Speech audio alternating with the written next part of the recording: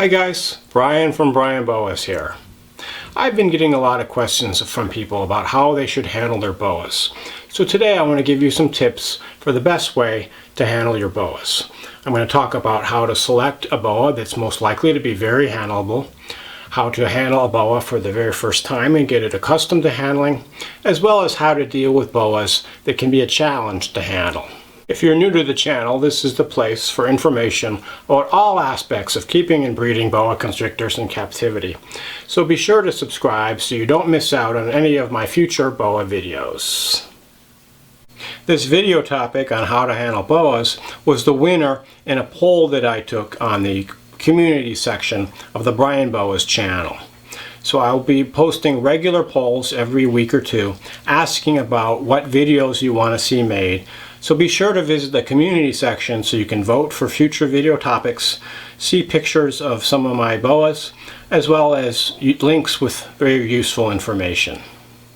The first consideration when it comes to handling your boa is what type of boa do you want to get that's going to be the most handleable. And by handleable I mean an animal that's generally going to be very docile and not bite. It's not going to squeeze too hard when you take it out. It's not going to, for example, cut off the circulation in your hand. And it's also not going to try to get away. It's going to explore inquisitively, but not try to make a run for the door. So I actually did a video before entitled Best Pet Boa Constrictors, where I talked about different boas that meet this criteria. And the number one pick is a Colombian boa, such as this Kubsch Pastel Colombian. And there are other Colombians. In fact, if you just get a normal boa constrictor, like a non-morph, normal wild type common boa constrictor, chances are it's going to have a very docile temperament and be a really good boa for handling. In addition, some of the locality boas like the Crawl Key and the Hog Island and the long-tail boa tend to be the more docile and handleable. Another example are the Bolivian short-tail boas, the Boa Constrictor amorali. And I actually did a video entitled Boa Behavior by Locality, so you might want to check that out to get an idea of the different behavior patterns of different types of locality boas. Most morph boas, such as this Kahl Junglow, also tend to be on the more handleable side. So these animals are correctly thought of as domestic animals, since they're so different from their ancestors in the wild. And it's not surprising that they're calmer in general and more docile than many wild-caught boas because they've been changed by captivity and domestication. It's almost like thinking about the difference between your pet golden retriever and a wolf, or a nice, calm, domestic white rat and a street rat. I mean, they behave completely differently, although genetically they're not really all that dissimilar. They've just been domesticated. So this is basically a domesticated snake, and you can see how calm this animal is. You can see she's just kind of hanging out. She's holding on but not squeezing too hard. She's not trying to get away. She's just kind of calmly, inquisitively exploring. Just a real docile, handleable boa. So if you want a handleable boa, you can also look at a morph boa, and the odds are that they're going to be on the more handleable side. One question I get asked a lot about my babies, and I know that other breeders get asked the same question, is what is the temperament? And so when we have these babies, we sell them when they're only a few months old, so we really don't have that much time with them. So it's really hard to pinpoint an individual temperament to an individual animal. In general, we can say the general tendencies of this locality or what the parents are like, but there's really no guarantee from temperament from asking the breeder. That being said, the vast majority of boas that I've experienced have been very calm and docile and have had no issues as far as biting or any kind of challenging behavior. I mean, really, there's only a few boas in my collection that are somewhat challenging to handle. So odds are you're going to get a pretty calm boa if you select a type that's generally more docile that I just described, and you spend a little bit of time handling them and getting them accustomed to the handling. Another thing to consider is that many boas are a little bit nippy as babies, such as many of the red tail boas. And this makes sense because when they're born in the wild, they have to be nippy in order to survive. But typically this behavior goes away after about 6 months to a year, and they calm down a lot. Another example are the Tarahumara boas and many Mexican boas. When they're babies, they're very hissy and they strike a lot, but they generally will calm down, and as adults, they can be puppy dog tame. Not unlike this animal. She's just kind of hanging out, and really a pleasure to handle if you want a boa to handle. When you get a new boa, especially if it's your first boa, odds are you'll be really excited and you'll want to take it out and handle it and admire it. And I would really recommend that you keep this to an absolute minimum for at least a week or so after getting the boa. You just want to let your animal have time to acclimate and get used to its new environment before you handle it very much.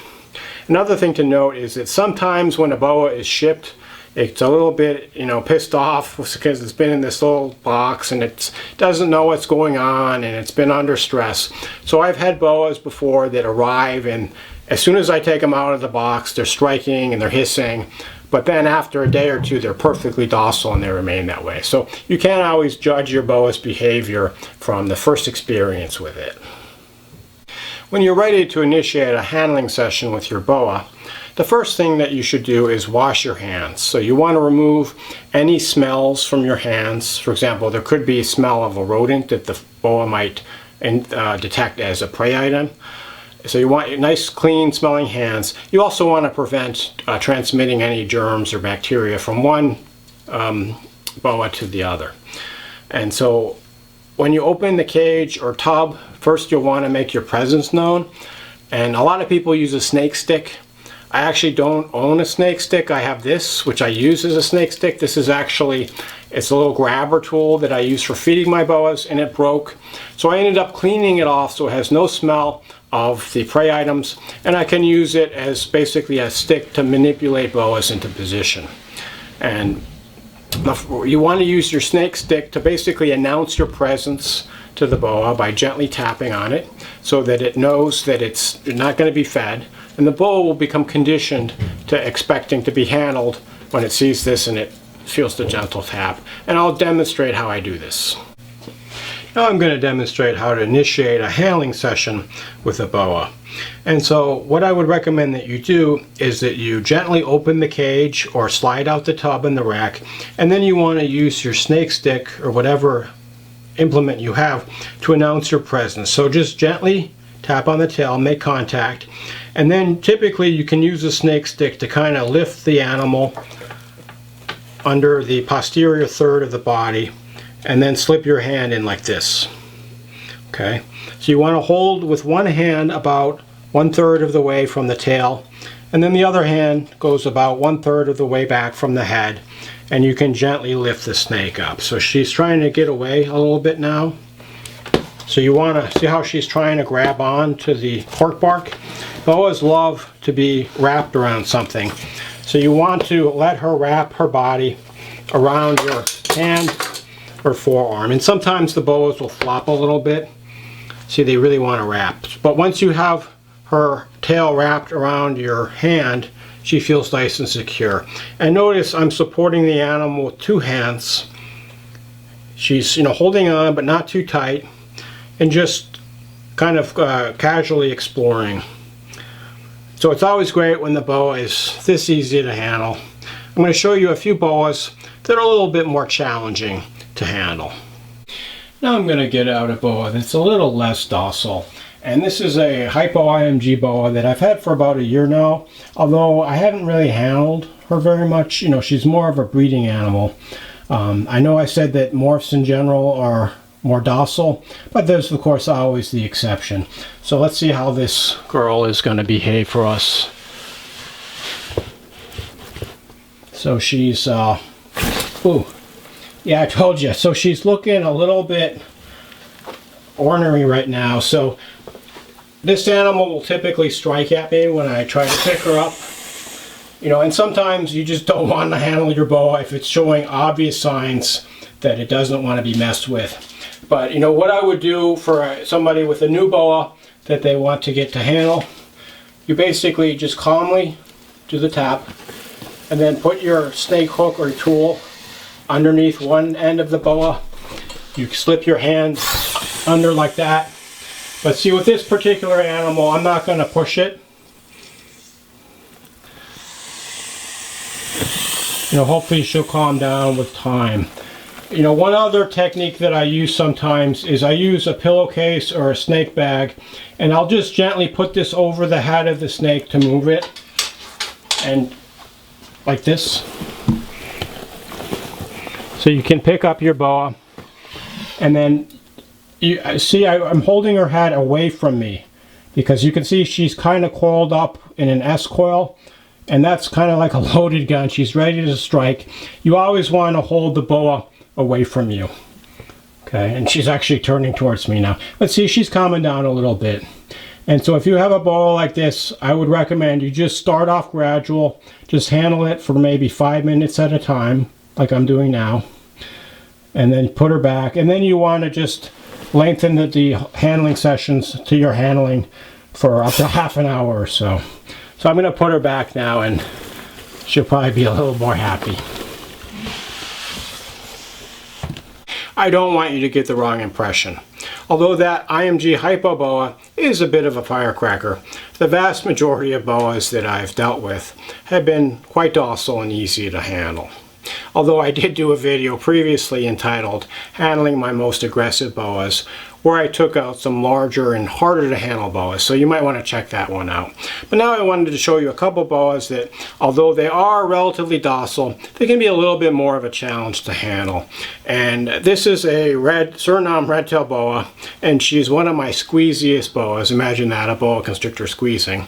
They all do squeeze, but some squeeze more than others, and it seems like red tail boas, true red tail BCCs in general, are a little less secure when you take them out. They really want to hold on tight. Sometimes they'll constrict so hard that they cut off the circulation, although she's not quite doing that now.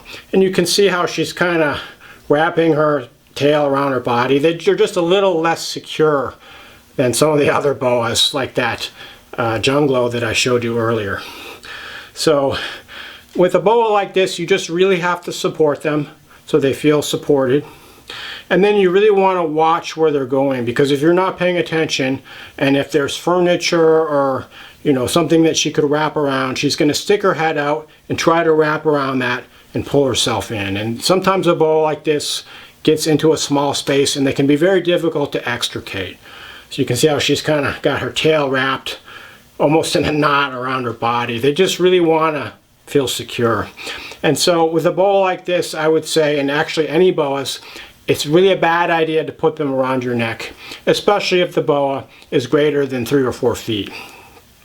Another thing is that you should, for handling any boa, you should know what your size limit is.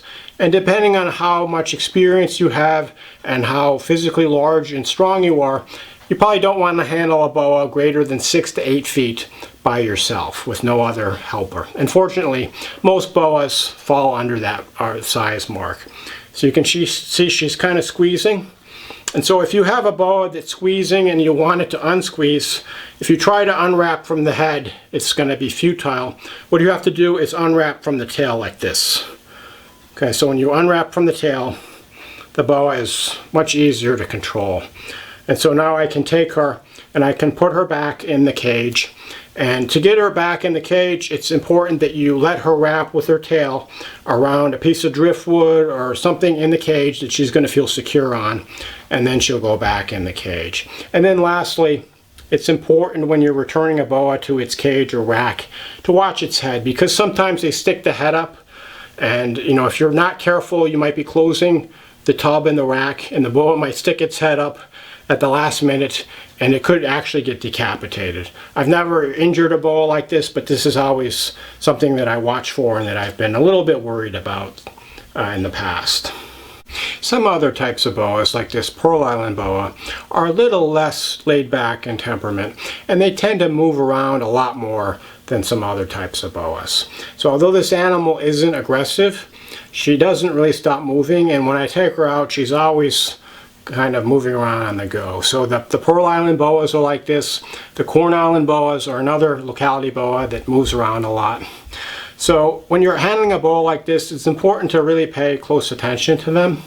Because if, for example, you're talking to your friend and not paying attention, and there's things that the boa could get wrapped around or could go under, like a piece of furniture, the boa might end up going there. And then it might be hard to extricate, or it might actually escape. And, you know, if I put this boa down and turn my back for, you know, 10 seconds or something, she probably would be gone. So with a more active boa, you just have to pay attention a little bit more so that they don't take off on you. And she's actually being a little bit chill right now, which is unusual. But the Pearl Island Boa in general is a more active type of boa. To summarize, if you want the best chances of a really tame boa that's a joy to handle, pick a form that has a tendency for being docile, such as a Colombian normal boa or a morph boa derived from Colombian ancestry. Talk to the breeder about the temperament of the parents and see if there's any general tendencies for being docile. And then when you start handling, start out slowly, just a few minutes a day, and work your way up. And with regular handling, boas will become puppy dog tame, like this Junglow, who's just a joy to take out and handle. So I hope this was helpful for you. As always, shoot me any questions that you might have. Thanks for watching, and enjoy your boas.